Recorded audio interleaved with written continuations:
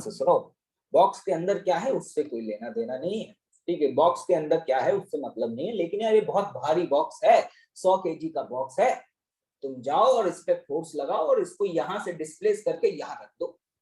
ये देखो गेट के पास रखा हुआ है, गेट से साइड में रख दो। भैया ऑफलाइन क्लास शुरू हुई है, काफी सारे बच्चे आ रहे हैं, तो भैया किसी की चोट वोट ना लग जाए।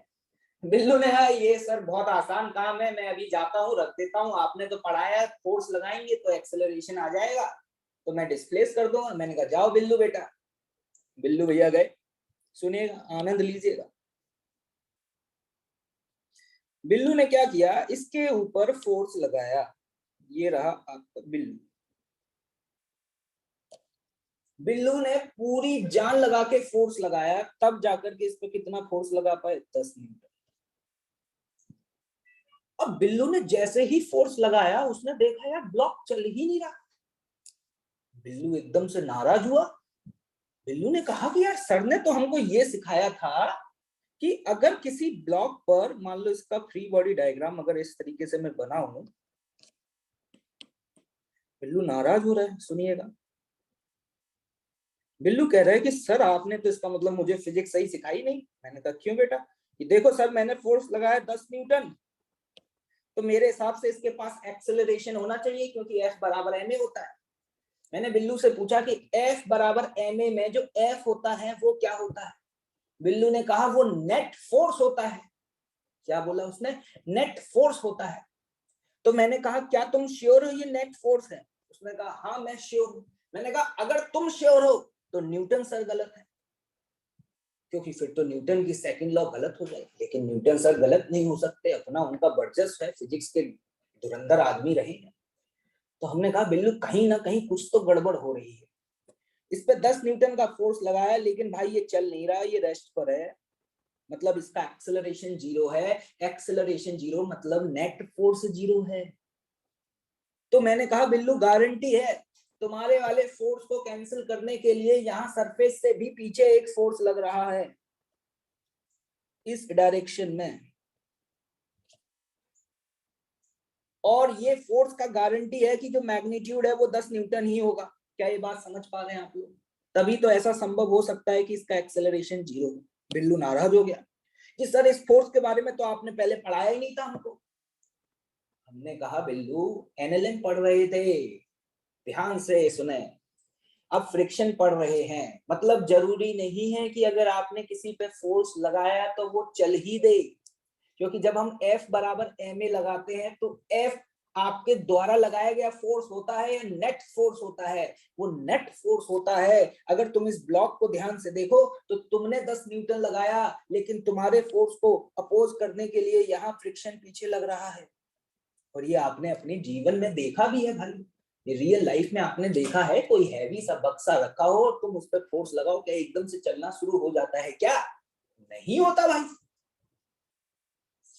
मैंने कहा बिल्लू काम तो करना पड़ेगा यार, फोर्स लगाओ और ज्यादा लगाओ। कहता है सर ये मेरा मैक्सिमम फोर्स है, मैं इससे ज्यादा नहीं लगा पाऊंगा। मैंने कहा अच्छा। मैंने कहा अब क्या किया जाए। इतनी ही देर में भाई माहौल में आनंद ही आनंद आ गया। एकदम से चिंटू की भी एंट्री हुई। चिंटू ने जैसे ही देखा आरवाई सर को, एकदम से चिंटू आए, गुरुजी। मैंने कहा हाँ हाँ चिंटू आ गए तुम। मैंने कहा काइनेमेटिक्स के बाद तुम दिखाई नहीं दिए थे। मैंने कहा काइनेमेटिक्स के बाद तुम दिखाई नहीं दिए थे। कहा चिंटू कि सर अब हम ऑफलाइन में आ गए, अब हम अच्छे से पढ़ेंगे और सर अब आप जो बोलेंगे वो हम करेंगे। हमने कहा वाह भी वाह। हमने कहा चिंटू को भी इसी काम में लगा दिया जाए। मैंने कहा जाओ बिल्लू की हेल्प करो और उस बक्से को जो रखा हुआ है जो तुम्हें दिखाई दे रहा है उसको शिफ्ट करो आगे की दिशा में, ठीक है। अर्थ अग्रवाल अभी मेरी बातों को सुनोगे तो ज्यादा अच्छा रहेगा, प्लीज यार मैसेज वैसेज टाइप मत करो। और तुम अगर जानते ही हो सब कुछ तो इस क्लास में क्यों बैठे हुए हो, ठीक है बेटा। मुझे ब्रेक मत करो, मूवी के बीच में डिस्टरबेंस क्रिएट मत करो। मैंने कहा जाओ चिंटू जाकर के बिल्लू की हेल्प करो। चिंटू ने बिल्लू को देखा, एकदम से लाल हो गया कि ये यहाँ भी आ गया नालायक। चिंटू को लेना था बिल्लू से बदला, ये बात आपको पता है क्यों लेना है, क्योंकि चिंटू की बहन पिंकी बिल्लू के साथ घूम रही है आजकल, और चिंटू को ये बिल्कुल बर्दाश्त नहीं था। चिंटू बिल्कुल भी बिल्लू को अपना जीजा बनाना नहीं चाहता। लेकिन बिल्लू एक इंटेलिजेंट बच्चा था, टेस्ट में भी अच्छी रैंक ला रहा है और उसका बर्जस भी अच्छा बना हुआ है।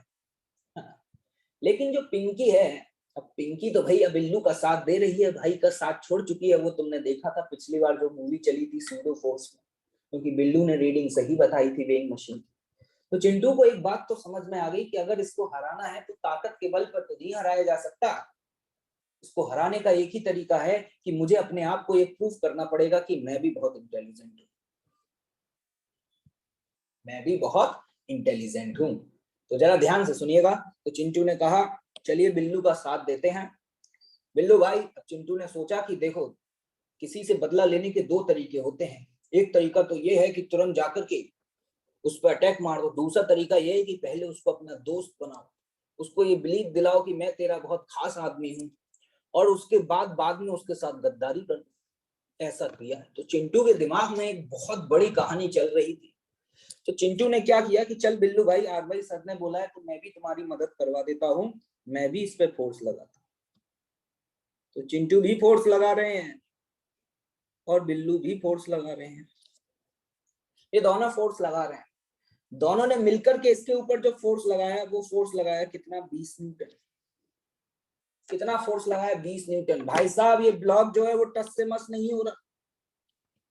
ब्लॉक भी ये सोच के बैठा हुआ है कि तुम कितना भी लगा लो, हम हिलेंगे नहीं शायद। यार 20 न्यूटन का फोर्स लगा। भाई ध्यान से सुनिएगा, गजब की बात। मतलब अगर मैं फिजिक्स का स्टूडेंट हूं और मैं अगर इसका फ्री बॉडी डायग्राम बनाऊं, तो मैं कहूंगा कि चिंटू और बिल्लू ने मिलकर के टोटल फोर्स लगाया इस पर 20 न्यूटन। लेकिन ये मूव नहीं किया, क्योंकि ये मेरी ऑब्जर्वेशन है। देखो, जो जो ऑब्जर्वेशन आ रही है उसके हिसाब से हम अपने रिजल्ट्स निकाल रहे हैं। हम जानते नहीं है फ्रिक्शन क्या है। ये फिजिक्स पढ़ने का यही तरीका होता है। फिजिक्स में कोई भी चीज जो नई इन्वेंट होती है, वो ऑब्जर्वेशन के बेसिस पर होती है। पहले हम ऑब्जर्व करते हैं, फिर ऑब्जर्वेशंस के लिए मैथमेटिकल फॉर्मूले बनाते हैं, फिर हम वेरीफाई करते हैं। तो ये ऑब्जर्वेशन चल रही है। तुम्हें भी नहीं पता, मुझे भी नहीं पता कि फ्रिक्शन क्या है, कहाँ लगता है, क्यों लगता है। मैं भी नहीं जानता, तुम भी नहीं जानते। भाई 20 न्यूटन का फोर्स लगाया, लेकिन ये रेस्ट पर है। क्या मैं ये कह सकता हूँ कि इस पर नेट फोर्स 0 रहा होगा?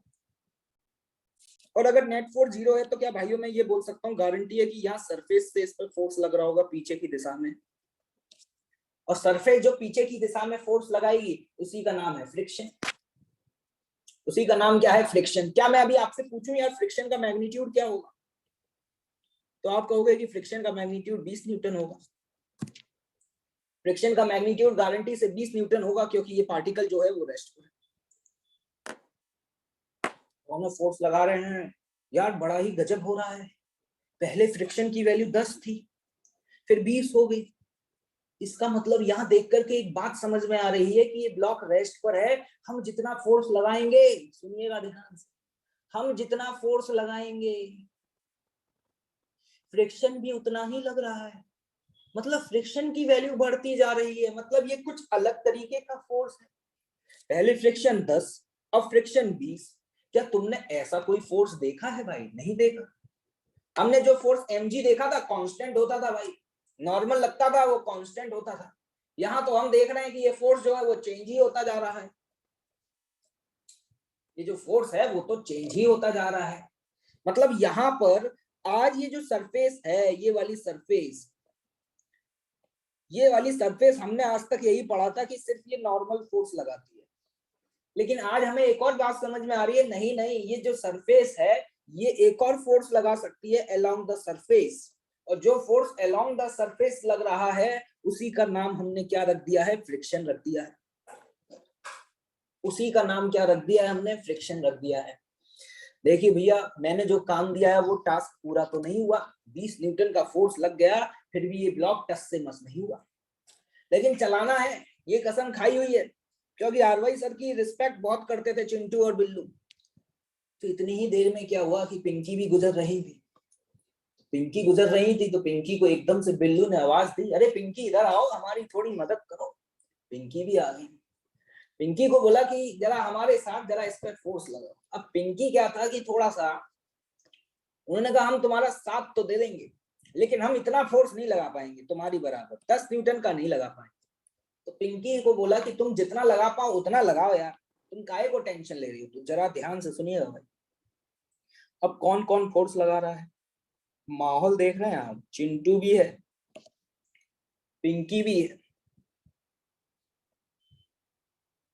पिंकी को ऐसे छोटा सा बना, भाई तीनों लोग मिलकर के फोर्स लगा रहे हैं, तीनों लोग मिलकर के इस पर फोर्स लगा रहे हैं।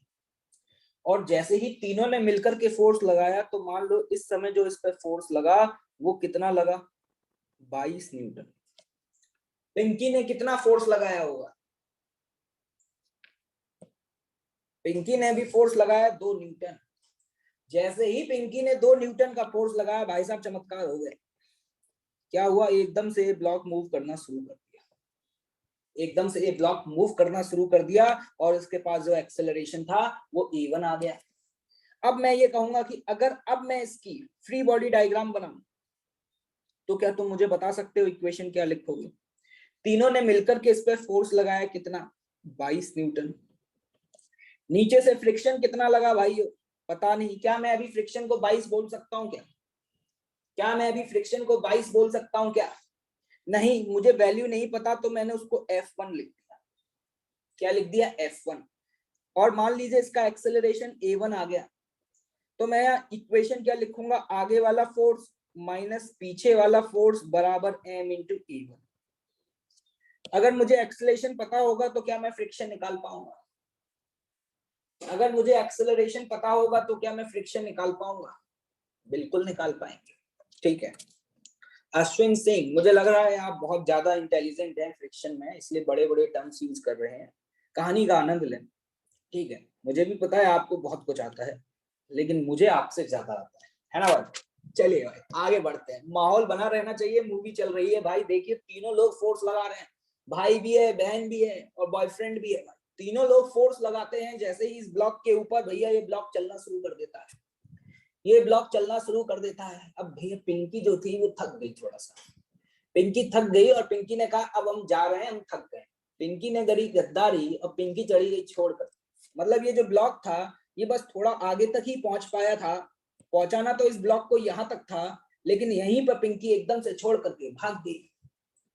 अब जैसे ही पिंकी भाग गई तो मेरे दिमाग में ये आया कि यार अब तो ये ब्लॉक आगे तक पहुंच ही नहीं पाएगा क्योंकि एक्सलरेट ही नहीं कर पाएगा। लेकिन पता है क्या हुआ, चमत्कार। क्या चमत्कार हुआ, जरा ध्यान से सुनिए। अब यहीं पे टर्निंग पॉइंट आ रहा है, मूवी का आनंद लीजिएगा। बिल्लू को बहुत दुख हुआ कि पिंकी छोड़ करके चली गई और चिंटू को भी दुख हुआ कि इसने तो गद्दारी कर दी, लेकिन बेचारी पिंकी क्या करती, ब्रेकफास्ट नहीं किया था तो थक गई थी तो चली गई। अब ये लगा रहे थे 20 न्यूटन का ही फोर्स, तो इनको लगा कि पहले जब हमने 20 न्यूटन का फोर्स लगाया था तो ये हिला भी नहीं था, तो अब अगर हम इस पे 20 न्यूटन का फोर्स लगाते रहेंगे तो ये रुक जाएगा, कुछ देर में रिटार्ड करेगा। लेकिन ऐसा नहीं हुआ, लेकिन ऐसा नहीं हुआ भाई साहब, इसके बाद भी ये एक्सेलरेट कर रहा था। सुन रहे हो, मतलब जब तक ब्लॉक नहीं चला तब तक कहानी कुछ और थी, लेकिन जैसे ही ब्लॉक ने चलना शुरू किया कहानी बदल गई। पहले ये 20 न्यूटन का फोर्स इसको हिला भी नहीं पा रहा था, लेकिन जैसे ही क्या बोलते पिंकी ने इनकी हेल्प करी और पिंकी थोड़ी देर हेल्प करने के बाद भाग गई, मतलब जब ये ब्लॉक स्लिप कर रहा था तो पिंकी के भाग जाने के बाद भी ये एक्सेलरेट कर रहा था, लेकिन बस इसका एक्सेलरेशन बदल गया था। और पता है खास बात क्या ऑब्जर्व की गई, जरा ध्यान से सुनिएगा। अगर मैं आपसे कहूं कि इसका फ्री बॉडी डायग्राम बनाओ तो इस पे 20 न्यूटन आगे, A2 आगे और फ्रिक्शन पीछे। इंटरेस्टिंग बात यह थी कि जब ये ब्लॉक इस सरफेस पे स्लिप कर रहा था, जब ये सरफेस के रेस्पेक्ट में स्लिप मार रहा था, इस समय अभी जो फ्रिक्शन लग रहा था ये फ्रिक्शन उतना ही लग रहा था जितना पीछे वाले केस में लग रहा था। भैया कुछ गजब ही हो रहा है, कुछ अजीब सा ही हो रहा है जो समझ में नहीं आ रहा। तो यहाँ पर मैं ये बोल सकता हूँ, क्या लिखूंगा, आगे वाला फोर्स माइनस पीछे वाला फोर्स बराबर m इंटू A2। ये आपने यहाँ पे कितने केस देखे टोटल, पहला केस रेस्ट पे था, दूसरा केस यहाँ भी रेस्ट पे था, तीसरा केस पिंकी आ गई, चौथा केस पिंकी भाग गई। क्या ये बात क्लियर है? अब सुनिएगा ध्यान से, अब देखिएगा यार, यहां से हम कुछ चीजें कंक्लूड कर रहे हैं।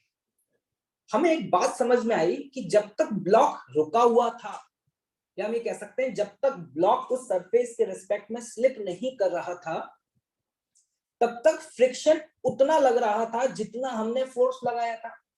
क्या मानते हो ये बात? जरा देखो, मैं जो जो बोलता जाऊं बस ऑब्जर्व करते चले जाना।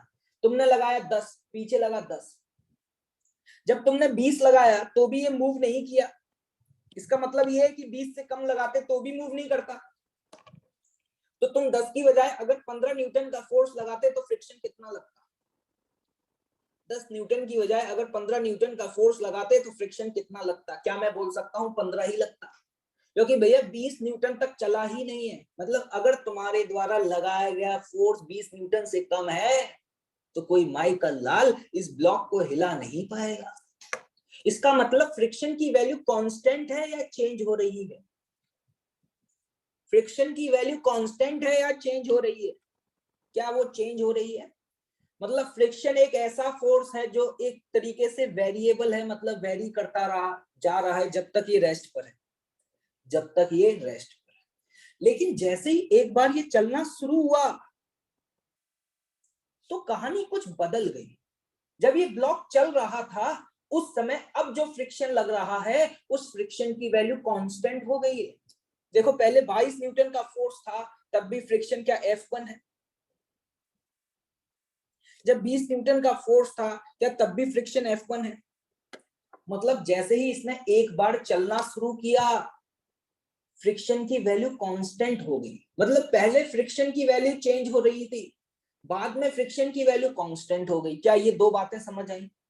क्या ये ऑब्जर्वेशन आपको समझ आ रही है? माहौल बढ़िया बना हुआ है भैया। चलिए अब आगे बढ़ेंगे। एक और बहुत इंपॉर्टेंट बात मुझे समझ में आई। क्या यार जब तक ये चल नहीं रहा था तो कहानी कुछ और थी। पहले 20 न्यूटन का फोर्स लगाने पर भी ये ब्लॉक अपनी जगह से टस से मस नहीं हो रहा था। पहले 20 न्यूटन का फोर्स लगाने पर भी ये ब्लॉक अपनी जगह से टस से मस नहीं हो रहा था। लेकिन एक बार जैसे ही पिंकी ने हाथ लगाया और ये ब्लॉक चलने लगा, उसके बाद पिंकी भाग गई। फिर भी उसके बाद 20 न्यूटन का फोर्स लगाने पर भी ये चल रहा है और ये एक्सेलरेट कर रहा है। क्या ये बात समझ आ रही है? भाई लोग कह रहे हैं पिंकी के हाथों में जादू था। अबे पिंकी के हाथों में जादू नहीं था, इसको फिजिक्स बोलते हैं बे। इसको क्या बोलते हैं? फिजिक्स बोलते हैं। एक बात और पूछना चाहूंगा आप लोगों से, क्या आपको ये बात समझ में आ रही है कि अगर इसका एक्सेलरेशन आगे की तरफ है तो गारंटी है कि F1 की वैल्यू 20 से कम रही होगी?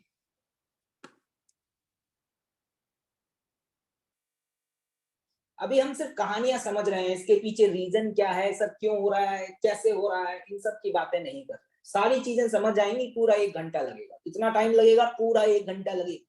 मूवी खत्म नहीं हुई है भाई, अभी तो ट्रेलर आया है, मूवी तो अभी बाकी है मेरे दोस्त। यहां से हमने कंक्लूड कर दिया कि फ्रिक्शन कोई नॉर्मल सा फोर्स नहीं है, फ्रिक्शन कुछ अलग ही जादू है भाई।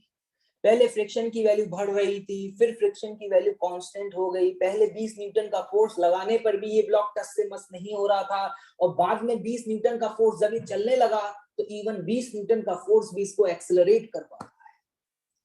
माहौल बढ़िया है। चिंटू बिल्लू एकदम से आए कि सर हमने आपका काम कर दिया, आपने जैसा बोला था कि इस ब्लॉक को वहां से वहां शिफ्ट कर दो, हमने कर दिया। लेकिन सर हमारी आज फिजिक्स हिल गई। हमने कहा क्यों भाई? कि सर आपने जो अब तक फिजिक्स पढ़ाई थी वो तो यहाँ फेल हो गई। हमने कहा कैसे? कि सर एक बात समझ नहीं आ रही कि हमने 10 न्यूटन का फोर्स लगाया नहीं चला, 20 न्यूटन का फोर्स लगाया नहीं चला, 22 का लगाया चल दिया, और फिर उसके बाद जब पिंकी भाग गई उसके बाद जब हम 20 न्यूटन का फोर्स लगा रहे थे तो हमको लग रहा था ये थोड़ी देर में रुक जाएगा रिटार्ड करके, लेकिन सर उसके बाद भी ये चल रहा था और एक्सेलरेट कर रहा था। सब कुछ गड़बड़ लग रही है।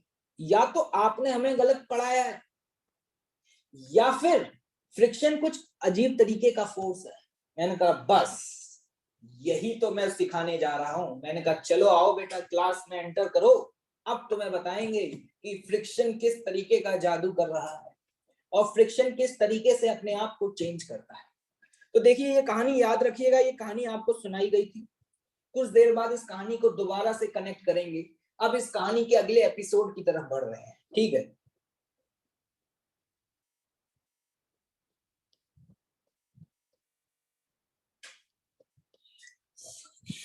ये कौन है मैनक मैनक करके, पता नहीं। अबे देखो तुम लोग कुछ पूछो मत मेरे से, है ना, मेरा अभी तुम्हें ही पता, दिमाग अगर सनक गया। इंटरवल हो गया भाई, इंटरवल हो गया है। अब हम अगले सेकंड पार्ट की तरफ आ रहे हैं, देखिएगा ध्यान से। अब हम क्या करने जा रहे हैं, दोबारा से भर लो भैया अपना झोला पॉपकॉर्न से, और कोल्ड ड्रिंक लेके बैठ जाओ, कोल्ड ड्रिंक जूस जो पीना चाहो। अब हम दूसरे पार्ट की तरफ आ रहे हैं, ठीक है। आप कुछ भी चैट में टाइप ना करें, एक्चुअली मैं अभी जो बता रहा हूँ उसको मैं पहले अपना अच्छे से एक्सप्लेन करूंगा, उसके बाद आपके डाउट सुनूंगा। देखिएगा यहाँ पे 2 kg का ब्लॉक है, ठीक। ये एक सरफेस पे रखा हुआ है। आज ये सरफेस रफ है। रफ का मतलब क्या है कि यहाँ पे फ्रिक्शन फोर्स लगेगा, और इस 2 kg के ब्लॉक के ऊपर हमने आगे की तरफ एक फोर्स लगाया F। और बेटा ये जो फोर्स है ना, फोर्स, ये फोर्स एक वेरिएबल फोर्स है। और सपोज इस फोर्स की वैल्यू क्या दी हुई है, 2t। t is what, time. मतलब ये तो बात समझ में आ गई होगी, जैसे जैसे समय बढ़ता जाएगा वैसे वैसे ये फोर्स बढ़ता जाएगा। ये टास्क हमने किसको दिया, बिल्लू को दिया। बिल्लू को कहा कि इस 2 kg के ब्लॉक को चलाओ। तो बिल्लू ने क्या किया, एक रस्सी यहाँ बांधी और यहाँ से इस रस्सी को खींचना शुरू कर दिया। अब बिल्लू क्या कर रहा है, धीरे धीरे अपने फोर्स को बढ़ा रहा है। अब हम एक्सपेरिमेंट कर रहे हैं भैया लैब में, ठीक है। हम एक्सपेरिमेंट कर रहे हैं लैब में, जरा ध्यान से देखिएगा। फोर्स जो है वो वेरिएबल है 2t। टाइम के साथ ये फोर्स बढ़ता चला जाएगा। अब मैं यहाँ पर, आप देख पा रहे होंगे, यहाँ पर आपके सामने एक डायग्राम सा बना हुआ है। ये चार्ट बना रहे हैं। हम क्या करेंगे, फोर्सेस अलग अलग टाइम पर देखेंगे और ऑब्जर्वेशंस देखेंगे, और फिर उन ऑब्जर्वेशंस को यहाँ लिखेंगे, उन ऑब्जर्वेशंस को यहाँ पर लिखेंगे। देखिएगा ध्यान से। जब फोर्स की वैल्यू 2 न्यूटन थी, कितनी, 2 न्यूटन, तो हमने देखा कि इसका एक्सेलरेशन 0 है। हमने देखा कि ब्लॉक का एक्सेलरेशन 0 है। यहां से आप क्या कमेंट कर सकते हो, क्या आप बोल सकते हो कि सरफेस के द्वारा लगाया गया फोर्स भी 2 न्यूटन रहा होगा? क्या हम ये कह सकते हैं कि फ्रिक्शन जो रहा होगा वो भी 2 रहा होगा? क्योंकि आगे वाला फोर्स बराबर पीछे वाला फोर्स, आगे हमने लगाया और वो चला नहीं। सिंपल सा लॉजिक है। हमने फोर्स लगाया 2 न्यूटन और वो चला नहीं, तो उसका मतलब हमारे फोर्स को किसी ने कैंसिल आउट किया, और वो कैंसिल आउट कौन करेगा, एक नया फोर्स जो अभी उत्पन्न हुआ है, दैट इज व्हाट, फ्रिक्शन, जो कि सरफेस के अलोंग लगेगा। हमने अपने फोर्स की वैल्यू को लगातार बढ़ा रहे हैं। ये तो t बराबर 1 सेकंड पर रीडिंग ली गई। t बराबर 3 सेकंड्स पे बताओ फोर्स कितना हो गया, 6 न्यूटन। हमने देखा जब फोर्स हमने 6 न्यूटन किया तब भी ये ब्लॉक अपनी जगह से टच से मस नहीं हुआ। जब भी ये ब्लॉक अपनी जगह से टच से मस नहीं हुआ, क्या आप इससे क्या कंक्लूड कर सकते हो? If I will ask you कि what is the friction, if I will ask you what is the friction, क्या आप फ्रिक्शन की वैल्यू बता सकते हो कितनी रही होगी? क्या मैं बोल सकता हूँ कि फ्रिक्शन अभी भी 6 ही रहा होगा? बहुत बढ़िया। समय के साथ फोर्स बढ़ता जा रहा है, समय के साथ फोर्स बढ़ता जा रहा है। अब मेरा फोर्स 10 न्यूटन हो गया, लेकिन मैंने अभी भी देखा कि ये ब्लॉक टच से मस नहीं हुआ, मतलब इसका एक्सेलरेशन 0 है। क्या मैं अभी भी बोल सकता हूँ कि यहाँ पे फ्रिक्शन की वैल्यू 10 रही होगी? क्या आप लोग मेरे साथ नोट डाउन कर रहे हैं? बराबर नोट डाउन करते जाइएगा, ठीक है। अब देखिए भैया, फोर्स बढ़ रहा है, समय के साथ फोर्स बढ़ रहा है। सपोज थोड़ी देर बाद ये फोर्स की वैल्यू 16 न्यूटन होगी। फिर हमने देखा कि इसका एक्सीलरेशन यार अभी भी 0 आ रहा है, तो इसका मतलब आगे वाला फोर्स बराबर पीछे वाला फोर्स। आगे हमने लगाया 16 न्यूटन, जिसको अपोज करने के लिए फ्रिक्शन लगेगा। फ्रिक्शन कितना लगेगा, क्या 16 ही लगेगा? यार एक बात बताओ, क्या तुम्हें ऐसा नहीं लग रहा है जितना हम फोर्स लगा रहे हैं फ्रिक्शन उतना ही लग रहा है? हम फोर्स बढ़ा रहे हैं, फ्रिक्शन भी बढ़ रहा है। हम फोर्स बढ़ा रहे हैं, फ्रिक्शन भी बढ़ रहा है। क्या तुम्हें ऐसा फील आ रही है? और ब्लॉक अभी रेस्ट पर है, ब्लॉक अभी रेस्ट पर है। ब्लॉक क्या है, अभी जस्ट रेस्ट पर है। अब देखिएगा इस फोर्स को फिर बढ़ाया गया। इस फोर्स को लगाया मैंने 19 न्यूटन। मैंने देखा एक्सेलरेशन 0 है। मैंने देखा एक्सेलरेशन 0 है, तो जल्दी से बताओ मुझे कि यहाँ पर इस समय क्या फ्रिक्शन भी 19 हो जाएगा? यहां तक की कहानी मैं उम्मीद कर सकता हूँ कि समझ आ रही होगी।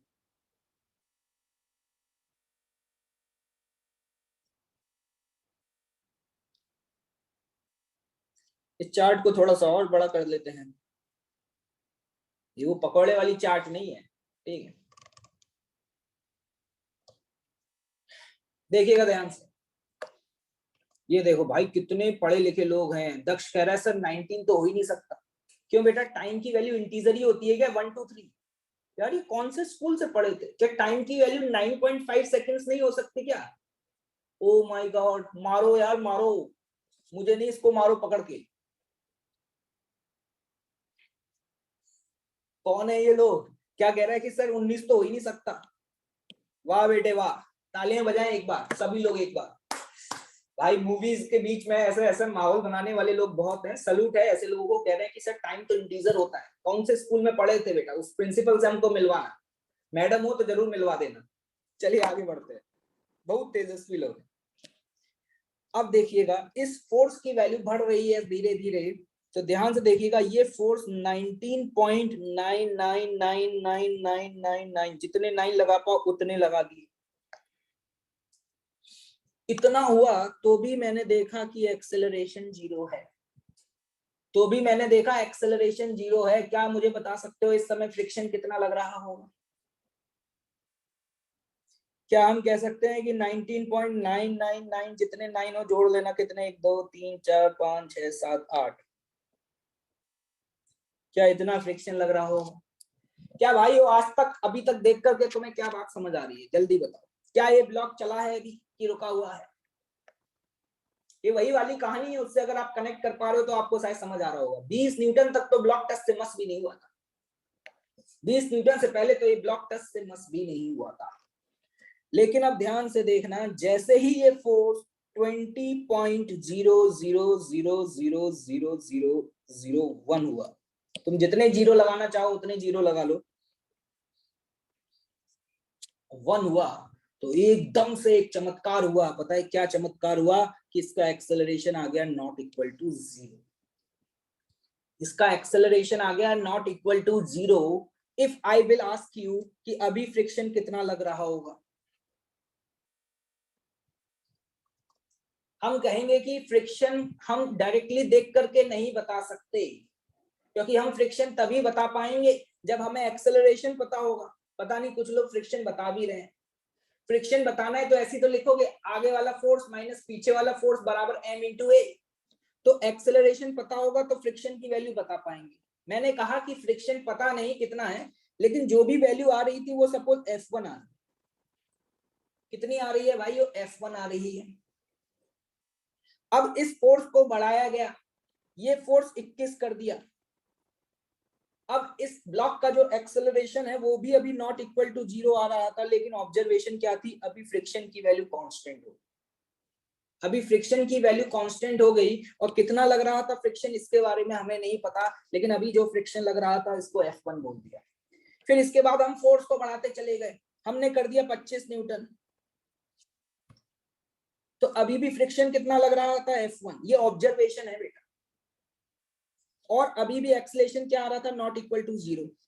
क्या आप इन सभी केसेस में अगर एक्सेलरेशन की वैल्यू पूछी जाए तो लिख सकते हो आगे वाला फोर्स माइनस पीछे वाला फोर्स बटे मास? और भाइयों जैसे जैसे ये फोर्स बढ़ता गया, सुनिएगा बड़ा ही गजब का चमत्कार हो रहा है। जैसे ही ये फोर्स बढ़ता चला गया, मतलब ये फोर्स 30 न्यूटन हो गया, फिर भी फ्रिक्शन की वैल्यू F1 रही और एक्सेलरेशन जो था वो नॉट इक्वल टू 0 रहा। क्या ये कहानी यहां तक समझ आई? मतलब एक बात मैं ये कह सकता हूं कि जैसे ही इस ब्लॉक ने चलना शुरू किया, उसके बाद अब फ्रिक्शन की वैल्यू वेरिएबल है या कांस्टेंट है? भाई वेरिएबल है या कांस्टेंट है? कांस्टेंट है। अब सुनिएगा ध्यान से, यहां पर जब तक ये रेस्ट पे था, इस जोन में, क्या ये रेस्ट पे था? इस जोन में जब तक ये रेस्ट पे था, अरे भैया क्या हो गया?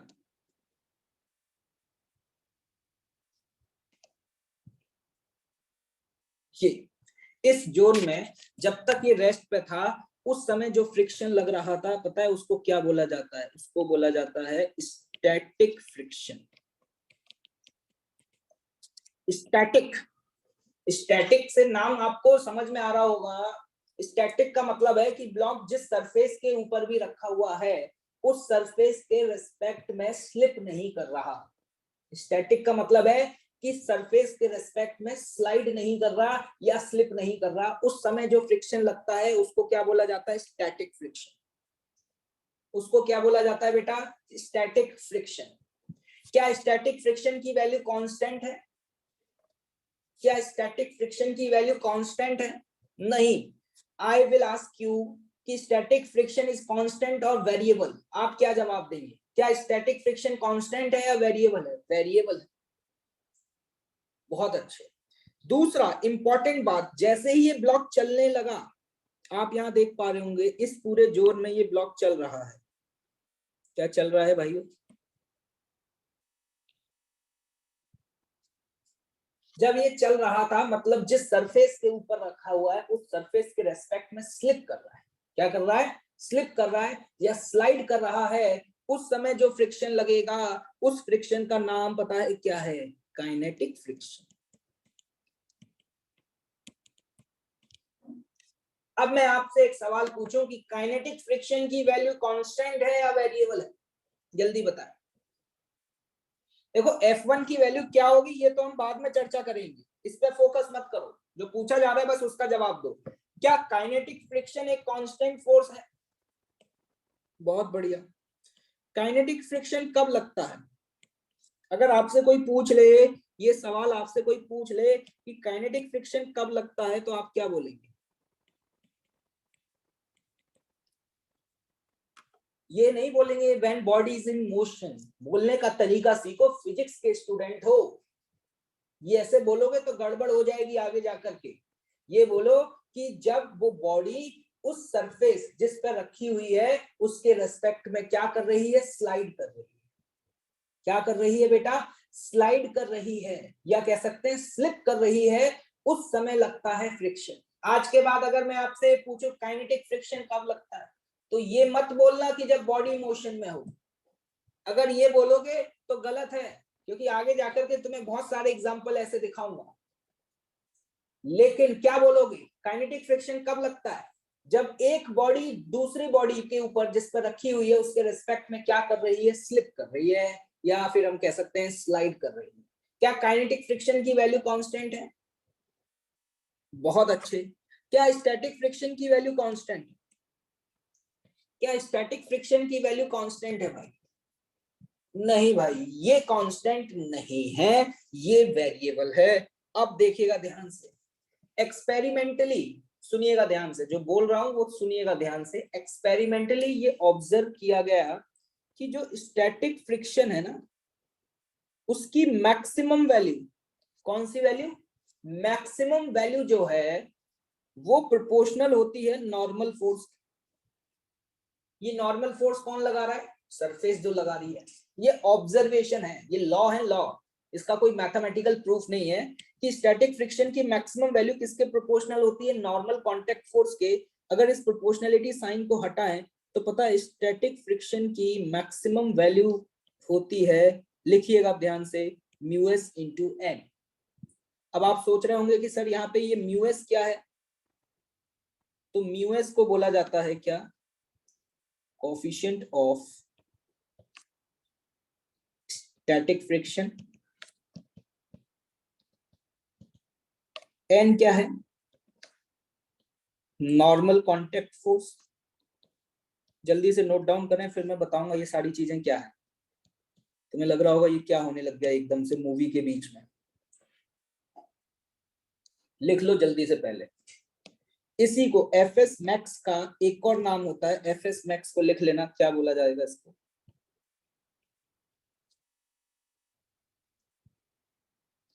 Maximum value of static friction.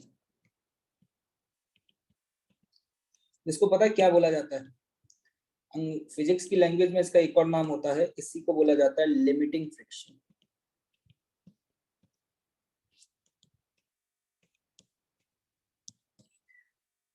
Note down करें फटाफट, फिर आगे बताता हूँ कि ये सब मैंने क्या लिखवाया आप लोगों को, फिर मैं समझाने की कोशिश करूंगा आपको। पहले ये नोट डाउन कर लो।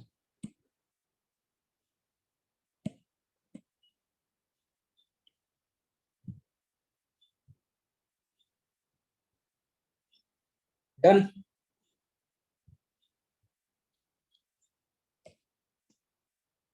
कि भाई डन है? चलो पॉपकॉर्न खा लो जब तक, फिर देखना। हाँ देखो ध्यान से,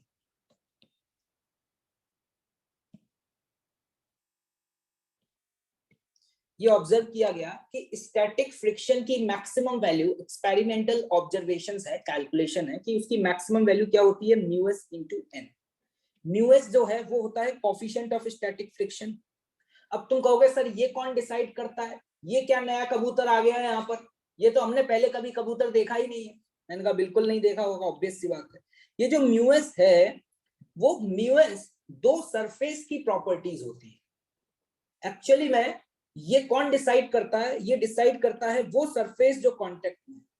कौन डिसाइड करता है, वो सरफेस जो कांटेक्ट में है। मैं क्या कहना चाह रहा हूं, जैसे कि फॉर एग्जांपल नीचे वाली जो सरफेस है वो खुरदुरी हो, कंकड़ों से बनी हो, और ऊपर एक वुडन ब्लॉक रखा हो, तो उस केस में म्यू की वैल्यू ज्यादा आएगी, क्योंकि तुम्हें समझ में आ रहा है सरफेस ज्यादा खुरदुरी है, ज्यादा रफ है।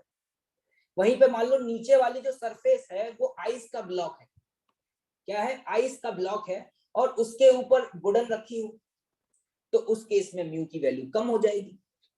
क्या ये बात समझ पा रहे हैं? मतलब म्यूएस कौन डिसाइड करेगा, मैं आपसे अगर ये पूछूं ये म्यूएस कौन डिसाइड करेगा, ये म्यूएस वो डिसाइड करेगा जो दो सरफेस एक दूसरे के कांटेक्ट में होंगी। जैसे एक लकड़ी के ब्लॉक को सड़क पर रख दोगे तो म्यू की वैल्यू कुछ और आएगी, लेकिन अगर उसी लकड़ी के ब्लॉक को किसी बर्फ पर रख दोगे तो ऑब्वियस सी बात है म्यू की वैल्यू चेंज हो जाएगी। क्या ये ब्लॉक की प्रॉपर्टी है, या सड़क की प्रॉपर्टी है, बर्फ की प्रॉपर्टी है, जल्दी बता दो। क्या मैं ये कह सकता हूं ये दोनों की प्रॉपर्टी है? कोई एक डिसाइड नहीं कर सकता, ये दो मिलकर के डिसाइड करेंगे कि म्यू की वैल्यू क्या होगी। और जब भी हम क्वेश्चन सॉल्व कर रहे होंगे तो वहां पे म्यू एस की वैल्यू क्वेश्चन में दी होगी, तुम्हें टेंशन नहीं लेनी है, ठीक है। एन क्या है, ये तो आप जानते हैं, नॉर्मल कॉन्टेक्ट फोर्स। खास बात इसका मैंने नाम क्या लिखा, maximum value of static friction. तुम यहाँ गलती करोगे, मैं पता है इसको कैसे बोलता हूँ, देसी भाषा में बुरा मत मान जाना, मैं कहता हूं ये फ्रिक्शन की मैक्सिमम औकात है। क्या बोला मैंने, मैक्सिमम उसकी औकात है। औकात का मतलब समझते हो,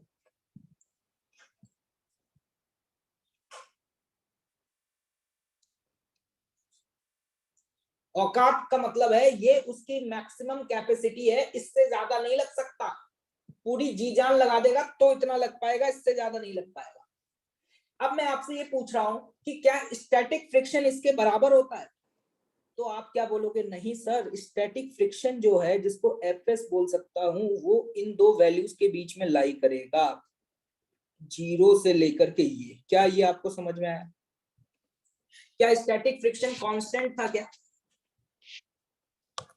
क्या स्टैटिक फ्रिक्शन कांस्टेंट है क्या? अगर मैं आपसे कल पूछूं बताओ बेटा, देखो तुम गलती करने वाले हो, मैं जैसे बोलूंगा स्टैटिक फ्रिक्शन कितना लग रहा है तो आधी जनता बोलेगी म्यू एस इंटू एन, और जैसे लोगों ने बोला म्यू एस इंटू एन मैं चमका दूंगा। क्या स्टैटिक फ्रिक्शन की वैल्यू म्यू एस एन